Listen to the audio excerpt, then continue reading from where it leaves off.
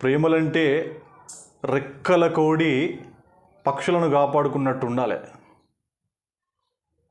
అట్లా దాన్ని ప్రేమ అంటారు. అంటే మనల్ని నమ్మి ఎవరన్నా వస్తే ఒక రెక్కల కోడి తన పిల్లల్ని ఎట్లా కాపాడుకుంటుందో అట్లా ఆ రెక్కల కోడి పిల్లలను కాపాడుకున్నట్టు ఉండాలి.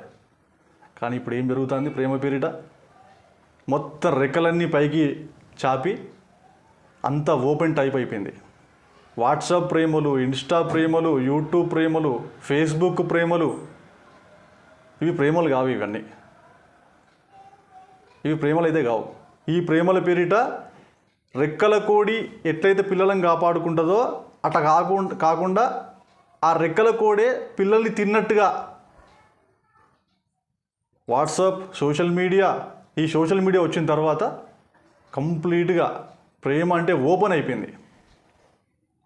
అంటే ప్రేమ ఎప్పుడైనా ఓపెన్గా అయితే దానికి విలువ ఉండదు. కొంచెం తల్లికైనా చాటు మాటు అంటారు కదా, అట్లుంటేనే ప్రేమకు విలువ ఉంటుంది.